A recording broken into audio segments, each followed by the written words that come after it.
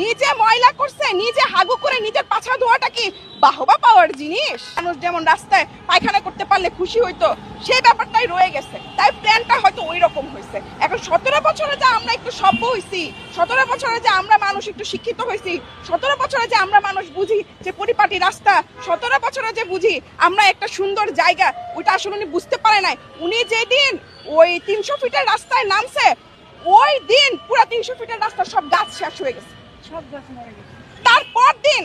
তারপর দিন বিএনপি যা দেখাইছে সেটা তো ঐতিহাসিক। রাস্তা ঝাড়ু দেওয়া, তা আবার ভিডিও করে করে ছাড়া এবং বাহবা নেওয়া। এটা কি আসলে বাহবা নেওয়ার মতো বিষয়? নিজে ময়লা করছে, নিজে হাগু করে নিজের পাছা ধোয়াটা কি বাহবা পাওয়ার জিনিস? এটা তো বাহবা পাওয়ার জিনিস না।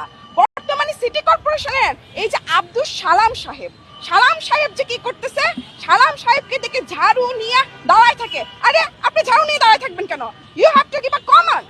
আপনি কমান্ড দিবেন, আপনার কাজ হয়ে যাবে। আপনার ঝাড়ু নিয়ে রাস্তায় কে দাঁড়ায় থাকতে বলছে? আপনাকে কি ঝাড়ুদারের চাকরি দিচ্ছে নাকি? তারেক রহমান তো আসলে 17 বছর দেশে ছিলেন না। তো আমার মনে হয় 17 বছরের আগের দেশকে নিয়ে উনি প্ল্যান করেছেন। আর 17 বছর পরের যে দেশের অবস্থা, আর 17 বছর পরের যে মানুষের চিন্তার অবস্থা, 17 বছর পরের যে তরুণদের হচ্ছে আপনার চাহিদা, সেটা উনি বুঝতে পারেন নাই। 17 বছর আগে ব্যাপারটা এমন ছিল যে আমরা ফুটপাতে খাবার পাইলে, হাঁটতে পারলে খুব ভালো লাগে।